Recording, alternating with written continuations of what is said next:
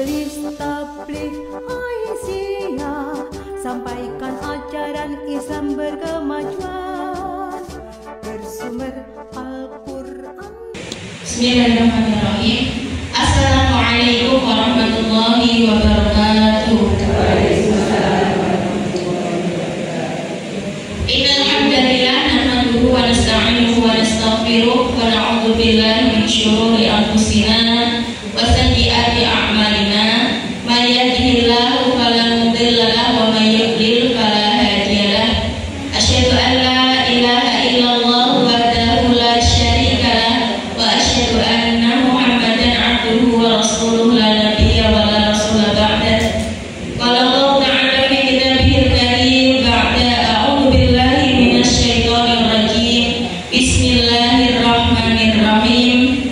Wal 'asri innal insana lafi khusrin illa alladziina aamanu wa 'amilus shalihati wa tawassaw bil haqqi wa tawassaw bis sabr.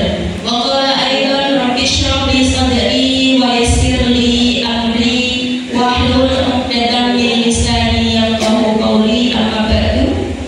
Alhamdulillah, sedaya puji kagungipun Allah Subhanahu wa taala ingkang sampun maringi dumateng kula lan panjenengan sami kathah kenikmatan, awit kenikmatan iman, kenikmatan Islam, ugi kenikmatan sehat walafiat, lan ugi kenikmatan kesempatan sehingga kula lan panjenengan sami saged ngrawuhi undanganipun saking Majelis Tabligh dan Kekajian Pimpinan Daerah Aisyah Kabupaten Kudus. Shalawat ugi salam ugi tetep tansah wonten ing ngarsanipun Nabi Muhammad sallallahu alaihi wasallam ingkang sampun maringi pangertosan dumateng kula panjenengan sami contoh-contoh mau'izah hasanah sehingga kula lan panjenengan sami sampai hari ini, sampai detik ini, ibu-ibu semuanya tesih saged nyepemi syariatipun Allah Subhanahu wa taala kanthi yakin sekali, kanthi taat sekali, kanthi takwa, sehingga nanti ketika kita kembali kepada Allah meninggal dalam keadaan husnul khotimah. Amin ya rabbal alamin. Nanti kalau kita sudah di akhiratnya Allah Subhanahu wa taala, kita masuk surga bersama-sama bighairil hisab. Amin ya rabbal alamin.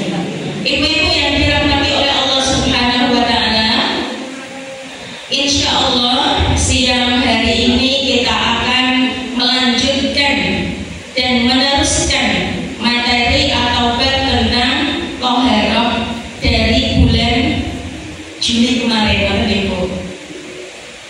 Kemarin terakhir kita membahas tentang alat bersuci. Yang kemarin kita bahas terakhir ini, oke? Sudah selesai.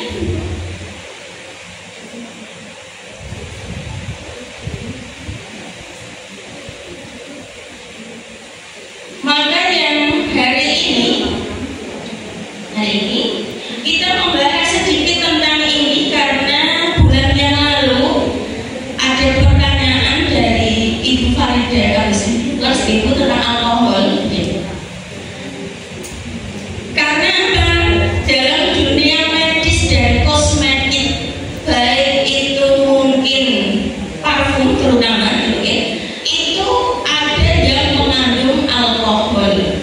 Maka kemudian hari ini nanti pembahasan pertama kita membahas tentang alkohol dalam dunia medis dan kosmetik. Tentunya kiblat kita ke Tarjih Muhammadiyah. Saya ambil keputusan ini dari fatwatarjih.org.id, panjenengan bisa akses, alamatnya ada di situ. Tentang hukum alkohol pada parfum, antiseptik, sanitizer dan sejenisnya. Karena memang di parfum, di antiseptik, di sanitizer atau hand sanitizer itu biasanya ada alkoholnya. Kalau yang kehidupan sehari-hari tidak di dunia medis, misalkan tisu basah itu ada alkoholnya.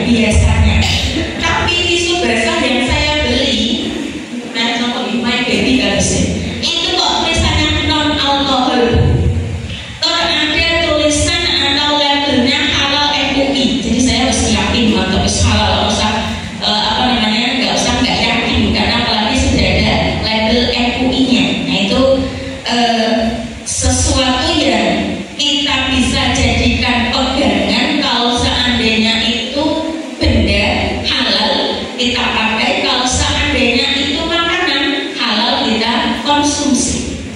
Yang kedua dari fakta.rc.org.id juga tentang apakah alkohol itu najis. Saya kutip hanya beberapa, kalau semuanya banyak sekali Ibu, tentang ketentuan hukum. Yang pertama, penggunaan alkohol atau etanol hasil industri khamr, jadi yang memang berasal dari khamr, untuk produk makanan, minuman, kosmetik dan obat-obatan tentu hukumnya haram, tidak boleh. Meskipun itu hanya beberapa persen atau 0,5%, tidak boleh karena memang khamr itu haram.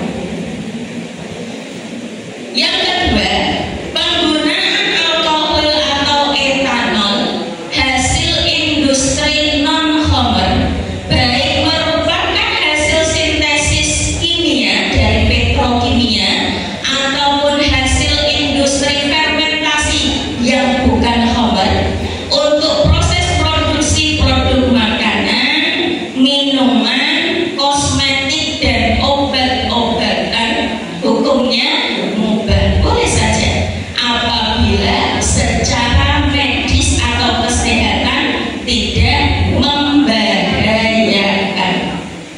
Yang ketiga, penggunaan alkohol atau etanol hasil industri non khamr, baik merupakan hasil sintesis kimiawi dari petrokimia ataupun hasil industri fermentasi non khamr, untuk proses produksi produk makanan, minuman, kosmetik dan obat-obatan hukumnya haram apabila secara kesehatan atau secara medis membahayakan. Ini beberapa ketentuan hukum yang memang ditulis oleh pimpinan pusat Muhammadiyah dari Majelis Tarjih dan Tasdid pimpinan pusat Muhammadiyah tentang alkohol. Ternyata alkohol itu bermacam-macam, tidak serta-merta alkohol itu haram. Terus kemudian dibahas juga apakah alkohol itu najis. Alkohol itu tidak najis Ibu. Yang najis itu apanya? Yang najis itu adalah orang yang minum itu tadi, yang bisa menyebabkan mabuk. Karena secara zatnya alkohol itu tidak najis. Khamr pun secara zatnya tidak najis. Yang najis itu orangnya. Maka disebut bukan najis zatnya, tapi najis maknawi atau secara kelakuannya itu loh yang memang tidak boleh. Kenapa?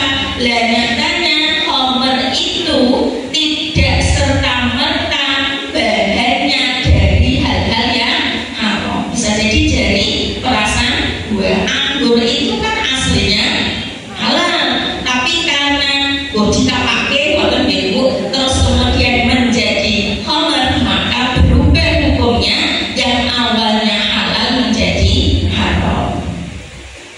Itu untuk yang alkohol kemarin. Sekarang kita bahas tentang wudu, karena kemarin kita sudah membahas tentang air atau media untuk berwudu. Wudu itu apa? Wudu itu menghilangkan hadas kecil. Hadas kecil saja yang bisa dihilangkan wudu, tidak hadas besar. Karena kalau hadas besar, cara menghilangkannya dengan mandi janabah. Dengan cara menggunakan air yang suci, baik itu air sucinya air mutlak ataupun air mustakmal pada anggota wudu, yaitu wajah, kedua tangan, kepala bukan rambut, dan kedua kaki dengan cara yang ditentukan. Definisi ini diambil tentu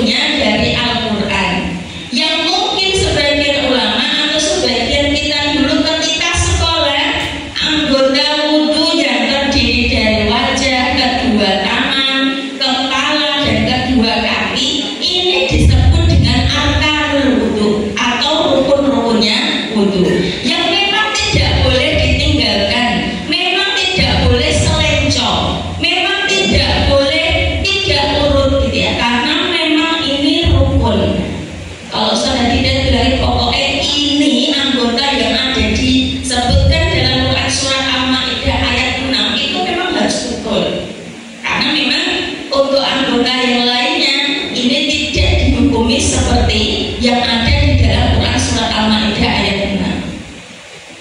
Secara pengertiannya seperti ini, terus kemudian kita bahas. Hadas kecil itu apa? Hadas kecil itu adalah keadaan, namanya juga hadas, berarti keadaan seseorang yang tidak dalam keadaan berwudu atau batal wudunya.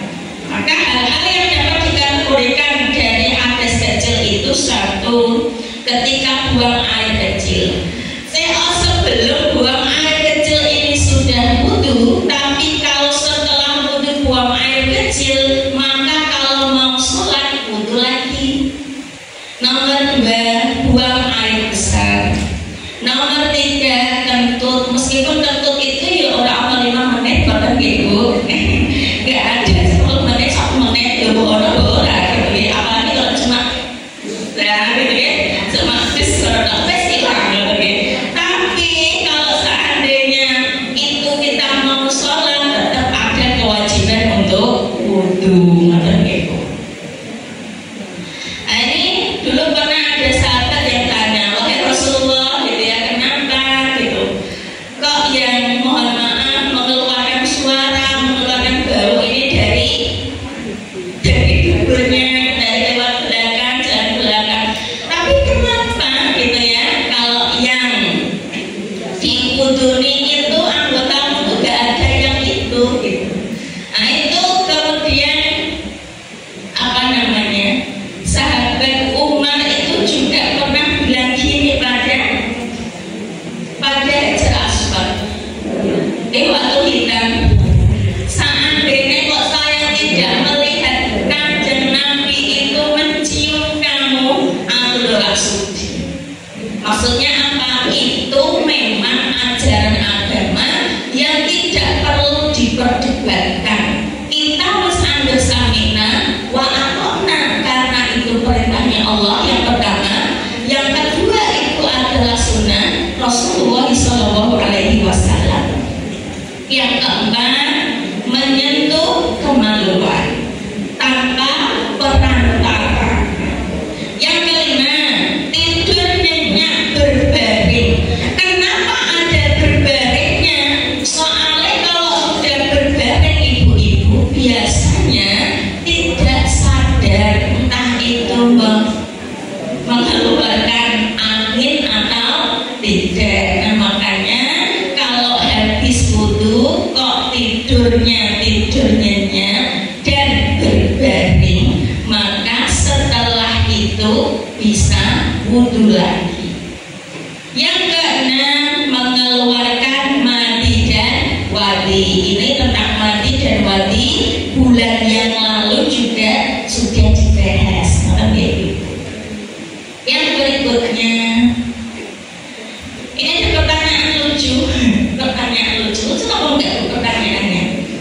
Ini ada di tanya jawab agama jilid 1 halaman 46. Kalau misalnya tidak ada buku TJA di rumah, bisa diakses di web suaramuhammadiyah.org.id. Bolehkah air aqua untuk wudu? Air aqua maksudnya bukan cuma merek aqua saja, Bu, tapi merek-merek yang lainnya, Kahaki, Buya, Mineral dan macam-macamnya untuk wudu, dan bedak untuk tayamum. Kira-kira boleh apa enggak ya, Bu ya? Boleh, Bu? Boleh. Kita lihat pertanyaannya, Bu. Ada yang tanya seperti ini. Saya mendengar keterangan seseorang guru lulusan Arab Saudi bahwa air mineral aqua, ya karena zaman dulu saya terkenal pertama memang aqua, jadi nyebutnya ya aqua, kira kados deterjen terkenal apa Bu? Brinso. Sekalipun panjenengan makainya softnya belum enak tuh kono Brinso. Ya pertama kali ada. Diperbolehkan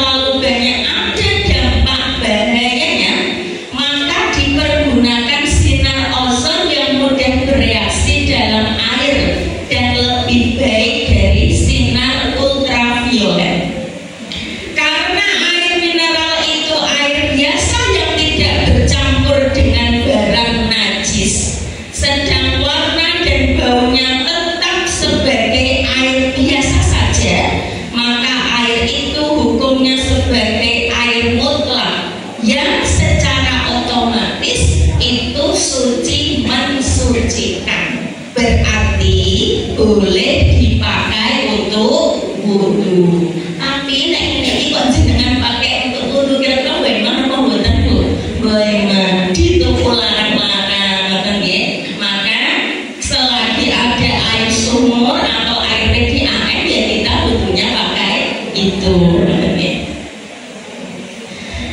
Dalil air hujan itu suci ada di Quran surat Al-Furqan ayatnya ayat 48. A'udzu billahi minasyaitonir rajim.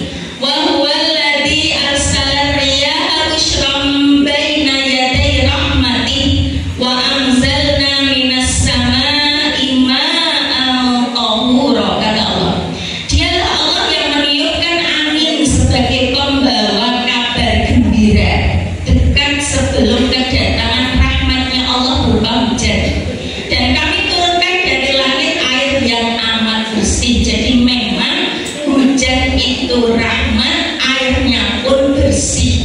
Nah, ini sudah dikabarkan oleh Allah Subhanahu wa Ta'ala bahwa air hujan itu memang air yang bersih. Tidak cuma bersih, airnya pun suci, mensucikan. Sedangkan yang perkara tayamum tadi, yang bedak boleh dipakai untuk tayamum maupun tidak kalau memang pas tidak ada air.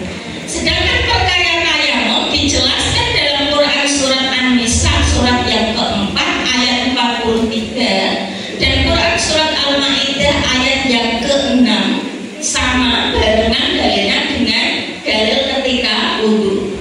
Demikian pula dalam hadis riwayat Bukhari dan Muslim dari Imran bin Husain, kata Nabi, bertayamumlah dengan menggunakan debu, bahasa Arabnya so'id. Kalau di Al-Quran so'id dan thayyiban, dari tanah bukan dari yang lain. Karena bedak yang terbuat dari tepung, benar buatan siku, bedak itu dari tepung. Bilang ibu ini, kayak apa benar bu? Mungkin ya, mungkin dari tanah, teksturnya aja seperti itu gitu. Maka nama maksudnya pupurannya ini karena dari debu, karena dari tepung. Tidak terdapat sedikit pun unsur debu dari tanah. Maka ibu-ibu, bedak itu tidak bisa digunakan untuk tayamum. Misalnya ada orang mau tayamum bilang, omahku ora debu nih, orang mungkin. Omahku orang tanahnya mungkin karena sudah tekan semua. Tapi nek nggak ada debunya nggak mungkin. Misalnya, omahku senang kafe kok nggak dicuci asena dikekep itu tetap ada debunya. Maka nek pas memang gerah, pas tidak bisa ke kamar mandi, tidak sampai bisa jalan atau tidak bisa wudu, bisa tayamum menggunakan fasilitas yang ada, gulingnya, spraynya, gitu ya, kasurnya yang ada di dekatnya, temboknya, itu semuanya ada debunya itu, meskipun dibersihkan setiap hari. Dalilnya Quran surat An-Nisa ayat 43, Allah berfirman, "Falam tajidu ma'an." Maka jika tidak mendapati ma'an air, fatayammamu, maka kalian haruslah bertayamum sha'idan thayyiban, dengan menggunakan debu yang baik, debu yang bersih. Wamsahu biwujuhikum, maka usaplah wajah-wajahmu, wa aidikum, dan kedua tanganmu. Innallaha kana afuwan ghafura, sesungguhnya Gusti Allah itu Maha Pemaaf lagi Maha Pengampun. Jadi memang media atau alat untuk bertayamum itu adalah debu yang suci, tidak bedak. Meskipun bedaknya itu tidak bedak padat, misalnya bedakku bukan bedak ada tabur, misalnya tabur kan persis mbak kayak debu, tapi tidak bisa, tidak bisa. Yang berikutnya ini ada pertanyaan di tanya jawab agama 2 halaman 47. Nah ibu ini pernah kondari wudu dalam keadaan tidak memakai baju. Nek misalnya kita pas wudu pas tidak memakai jilbab, pernah ibu? Ya memang benar ya, wudu dalam jilbab, masuk jilbab karena piye. Nah tapi ini pertanyaannya, wudu dalam keadaan telanjang. Sepintas lalu pertanyaannya kalau aneh, tapi memang mungkin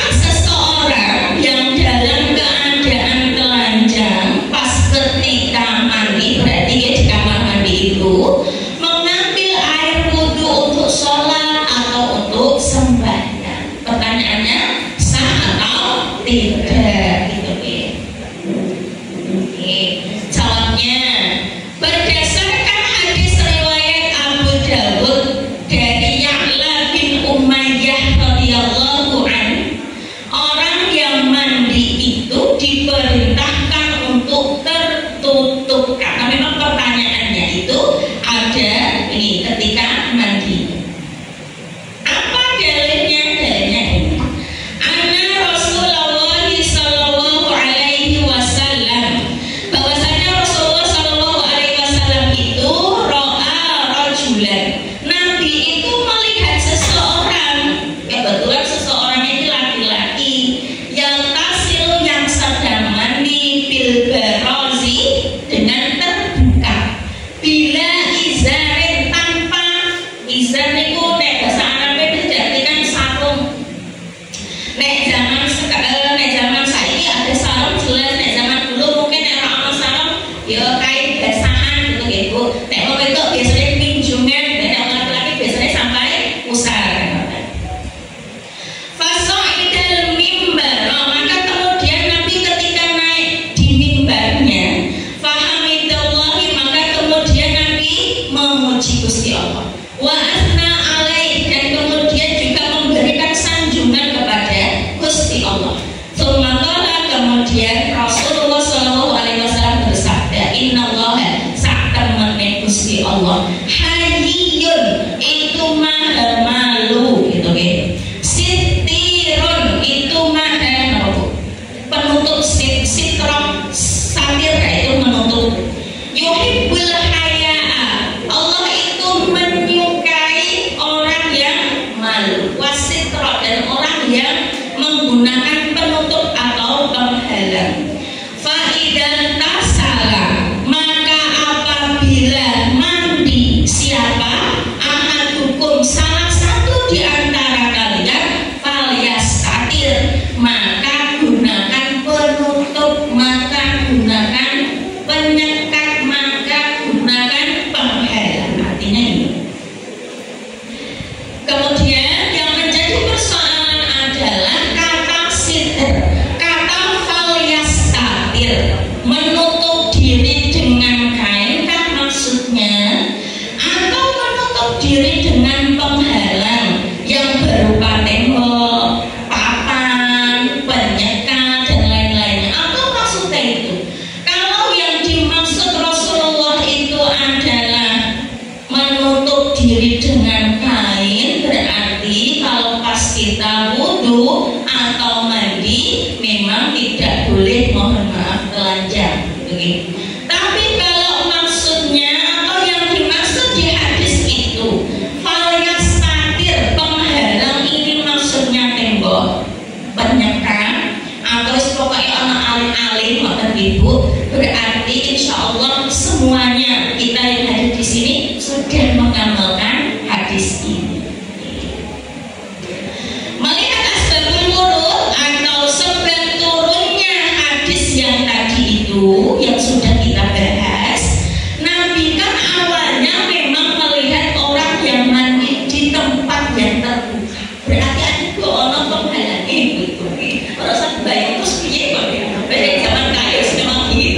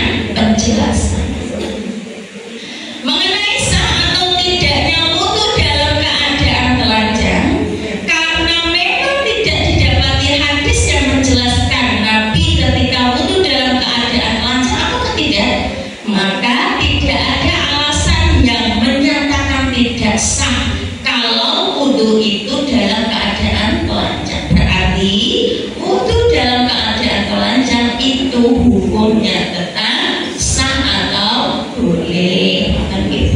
Karena memang ada orang yang membaca buku fikih, membacanya apa adanya, tidak dikaji, terus dia muni, ya Allah, berarti selama ini aku melakukan keharaman, berarti selama ini wuduku tidak sah, berarti selama ini mandi janabahku ora sah, terus tidak pede. Dan dulu ketika saya masih kecil, ketika mendengar ada orang yang seperti itu, rasanya ngeri. Gusti terus piye mana? Kalau biasanya kadang-kadang ada orang yang bilang pas mandi janabah harus pakai kain basahan, kalau tidak boleh telanjang bulan, atau ketika pas masuk kamar mandi pokoknya seperti itu. Biasanya kan gini Bu Ibu, ya karena memang di kamar mandi itu tempatnya setan, tempatnya jin, makanya kalau bisa Bu ya pokoknya tetap buka semuanya ya. Nah makanya kalau pas kita masuk atau keluar dari kamar mandi atau dari toilet, bahasa apa yang dibahasa hadisnya Nabi itu khola. Nah maka kita harus doa aneh sopan jenengan sudah hafal sedoyo. Yang masuk kamar mandi ini ada doanya dari Anas bin Malik, riwayat Imam Bukhari. Jadi kita tidak perlu apa Bu, berarti mono ku ono dasare, ono sumbere ta ora ada, karena memang ada hadisnya. Riwayatnya Bukhari meneh jadi sahih. Anas bin Malik dari Anas bin Malik radhiyallahu anhu, mudah-mudahan Gusti Allah meridhai Anas bin Malik. Dia berkata, karena Nabi Sallallahu Alaihi Wasallam, Nabi Sallallahu Alaihi Wasallam itu idza dakhala al-khala, apabila masuk ke kamar mandi, qala, Nabi itu bilang atau berdoa, Allahumma inni a'udzubika minal khubuthi wal khaba'ith. Ya Allah, sesungguhnya aku memohon perlindungan kepadamu dari kubus itu ya, setan laki-laki, wal khaba'ith, dan setan perempuan. Tuh kita masuk kamar mandi, pas odak lali ibu memang itu memakai kaki yang kiri dulu, jangan pakai yang kanan. Ternyata secara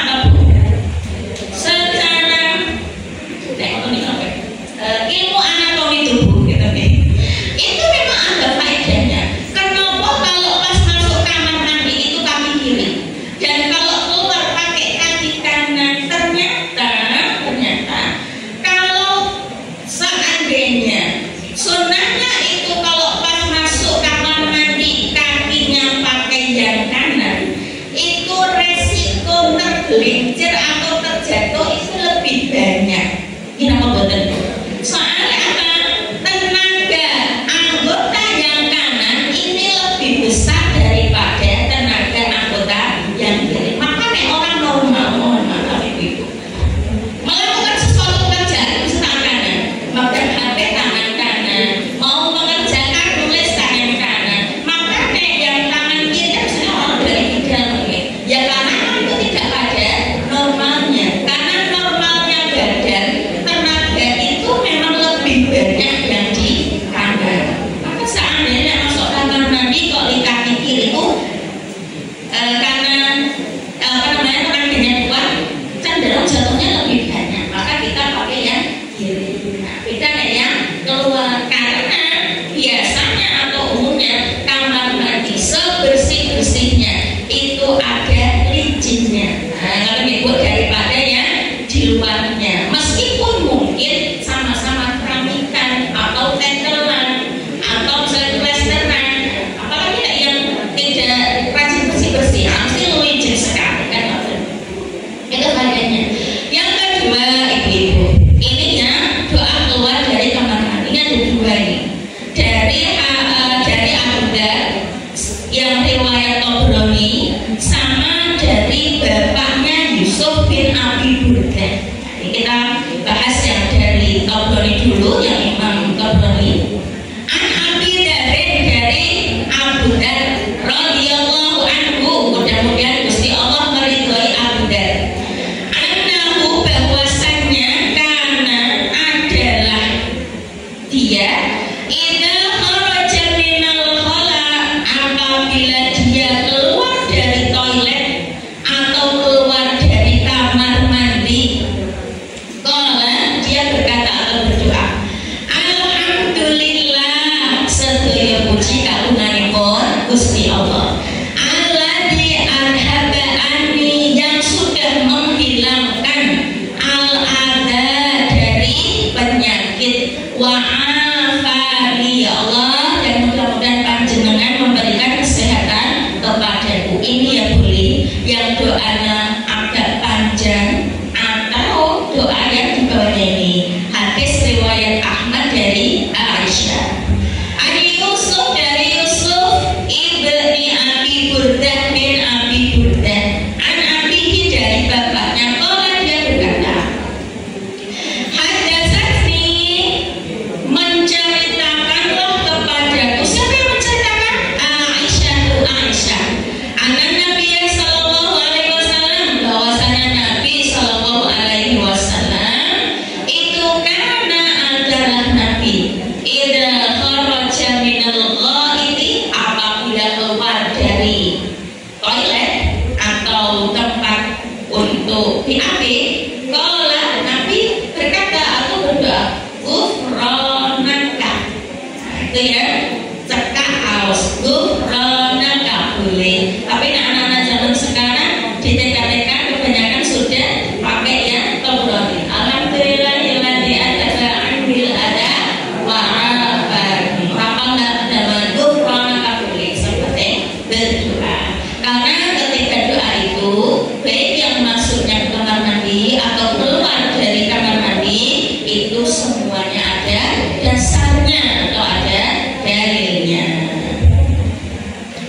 Nah, yang berikutnya Ibu, kita bahas dasar hukum atau dalil mengenai wudu atau tata cara wudu. Apa dalilnya? Gusti Allah berfirman, ini dalil umum dalam Quran surat Al-Maidah surat yang kelima ayatnya ya.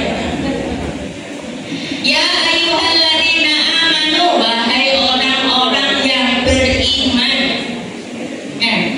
Wahai orang-orang yang beriman ini, atau kata Allah atau firman Allah, ya ayyuhalladzina amanu ini, sebagian ulama menafsirkan atau menjelaskan bahwa ketika Gusti Allah ini berfirman kok di depannya diawali dengan kalimat ya ayyuhalladzina amanu, maka berarti ini sebuah kewajiban. Idza kuntum ila sholati, apabila kalian hendak melaksanakan sholat, maka pertama-tama ojo langsung sholat sih, tapi kata Allah, fagsilu wujuhakum, basuhlah wajahmu, wa aydiyakum, dan kedua tanganmu. Kita mbak orang kedua itu yang adiyakum ya misalnya. Ya aidia ini memang menunjukkan dua tangan Bu. Kalau satu tangan ya betul. Ilal marafiqi, sampai siku, sampai sikut, wamsahu, dan basuhlah biru'usikum, kepalamu. Kepala itu bukan rambut. Seandainya kok Gusti Allah ini berfirmannya wamsahu bisyu'urikum, maka orang sing botak ora usah mengusap kepala. Ini berarti memang maha adil Gusti Allah. Berarti setiap orang itu memang harusnya wudu. Orang kewajiban wudu nek wis ora duwe kepala, orang duwe kepala itu memang meninggal dunia. Maksudnya gitu. Wa arjulakum, nah ini yang perlu kita pahami. Arjula atau mufrad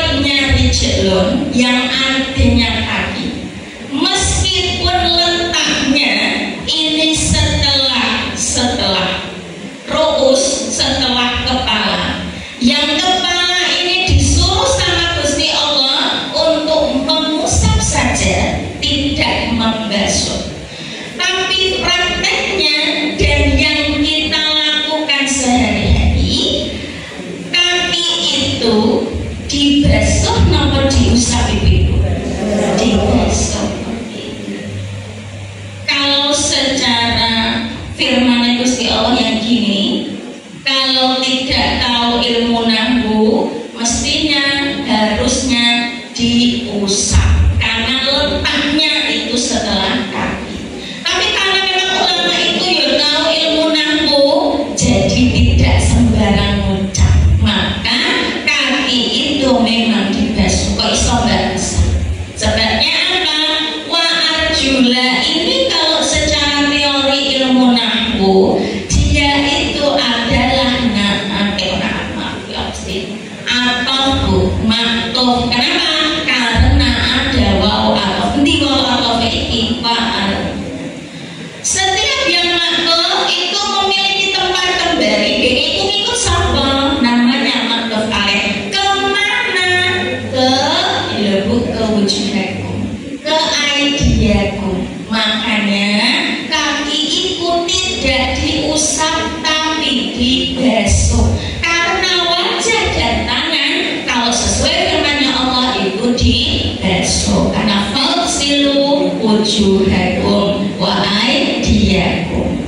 Terus wa arjulakum ilal ka'bain, dan kedua kaki kalian ilal ka'bain, sampai mata kaki. Tidak usah sampai betis, apalagi sampai paha. Lek kok sampai paha itu jenenge orang wudu tapi mandi. Oke, kita bersusah lebih dulu sebelum kita masuk ke tata cara berwudu. Yang pertama, firman Gusti Allah untuk tata cara berwudu itu memang ada dua garis besarnya. Yang pertama itu faghsilu, irsil, membasuh. Yang dibasuh apa saja? Wajah, tangan, dan kaki. Kalau menurut firman Allah tadi. Membasuh wajah itu caranya bagaimana? Caranya yaghsil. Apa maksudnya? Membasuh. Membasuh itu ngambil air, airnya ini enggak ditumpahkan. Itu maksud membasuh. Kalau membasuh kok air ditumpahkan, itu namanya mengusap. Itu perbedaan secara umumnya seperti itu. Ya deluku, apa saja deluku? Menggosok. Jadi kita kalau pas membasuh wajah itu tidak hanya sekedar menumpahkan air, tapi memang wajahnya itu digosok. Digosok itu ya kayak misalnya kita itu lagi facial wash-an Bu. Meskipun orang tua ada masuk facial wash-an, setidaknya ojo cuma menumpahkan air ke wajah. Itu yang deluku. Yang sahul ma'qaini yatakhallalu lihiyatahu. Yang sahul ma'qaini ini mengusap ma'qain ibu. Ma'qain itu sudut mata. Apalagi kalau pas habis bangun tidur, biasanya yang menjauhnya nonton HP nonton ibu. Nah makanya pas dulu jaga ini wes. Tapi memang ininya dibersihkan supaya apa? Bersihnya ini beneran. Misalnya ininya isi ono pinter belum misalnya. Nah tapi memang ujinya mengantuk ya kan. Yang tahu lalu dia tahu juga ketika membasuh wajah itu di sela-sela lihaton itu jenggot. Ngira Bu, jenggot itu bagi laki-laki. Nek wong wedok duwene janggut. Nah, maka memang janggutnya itu termasuk ya dibasuh. Atau sampai kalau janggutnya tidak dibasuh, itu maksudnya faghsilu wujuhakum. Yang kedua, faghsilu wa aydiyakum ilal marafiqi, yang membasuh tangan sampai ke siku-siku. Maksudnya itu apa? Yaghsilu maksudnya membasuh sendiri, yang pakai airnya tidak ditumpahkan. Yang deluku maksudnya sambil menggosok, tidak hanya ada rusek wes, maksudnya memang sambil ditekan, maksudnya gitu. Yuhallilu bainal asabi'a, sambil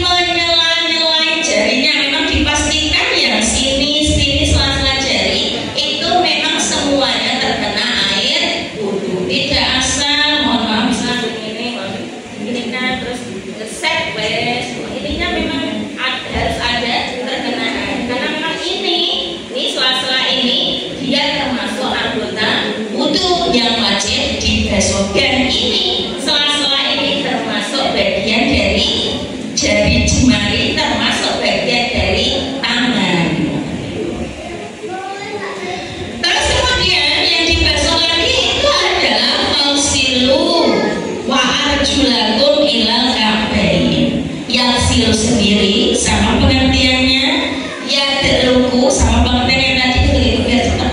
Yuhalil bainal asabi'ah, karena kaki itu ya sama memiliki sela-sela jari, maka dia memang harus dipastikan sela-sela jarinya itu terkena air wudhu. Jangan sampai nek pas wudhu gitu ya, kaki itu hanya ketetesan banyu, itu pun kakinya orang diwalek brim yang kakinya begini terus kan yang wudhu ada sing kena itu ya jadi buat ini totok ya nek kakinya totok yang atas, yang bawahnya yang telapak kakinya ya udah kena. Nek telapak kakinya gak kena kan secara otomatis kalau ngaji Nabi diseneni loh. Lah untuk kita gak kena disuruh ulangi wudhunya kok mana kok bagian bawahnya ini gak kena, ya dikembalikan sama Nabi. Kenapa? Wudhu itu memang kuncinya sholat. Miftahus sholat al-wudhu, kuncinya sholat itu wudhu. Jadi hati-hati memang, apalagi sekarang kita itu media sudah dipergampang Bu. Nek dulu kan gak nonton zaman Nabi, gawane cimplong, gaya pun gak kayak zaman sekarang, bahannya ember, bobong gitu. Tapi nek zaman sekarang adanya kan harusnya itu memang mempermudah kita dan menyempurnakan juga jika kita sholat mau ngambil air wudhu itu tadi. Gitu. Jangan sampai malah media yang gampang, malah kita lihat wudhu tambah gak sempurna. Nek ono beli gak usah media sih gampang. Yang berikutnya, wamsahu, mengusap ini maksudnya apa? Mengusap itu maksudnya hanya satu, memang di Al-Qur'annya Allah wamsahu birus. Ini meskipun ini hanya satu saja yang diusap kalau menurut firman-Nya Allah surat Al-Maidah ayat 6, tapi ternyata memang ini tuh penjelasannya banyak. Apa penjelasannya?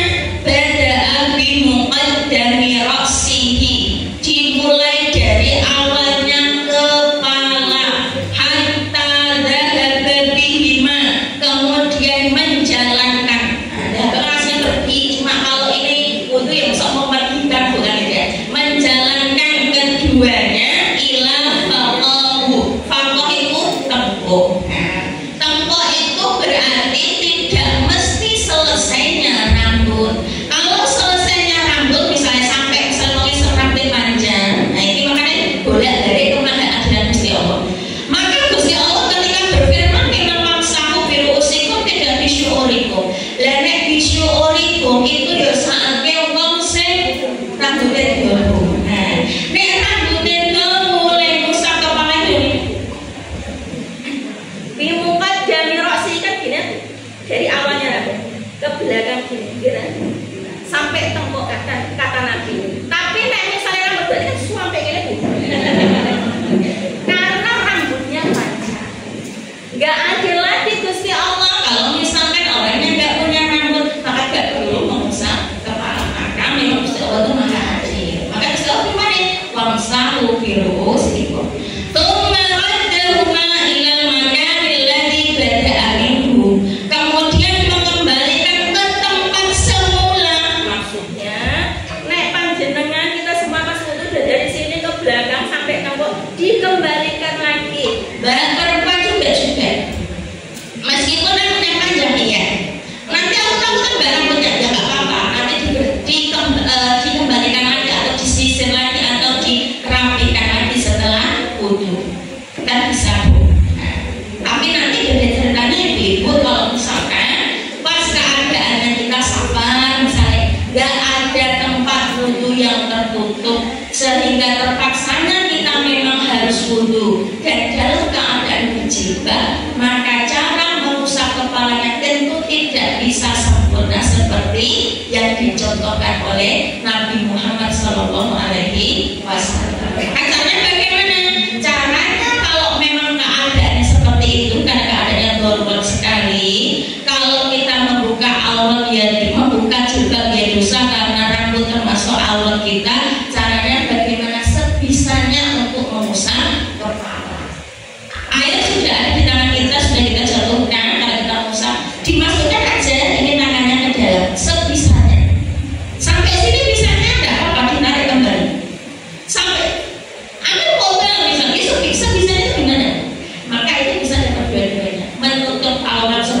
kewajiban kita muslimah dan melaksanakan wudu sebelum sholat sebagai kewajiban kita sebagai seorang muslim sebelum melaksanakan ibadah sholat.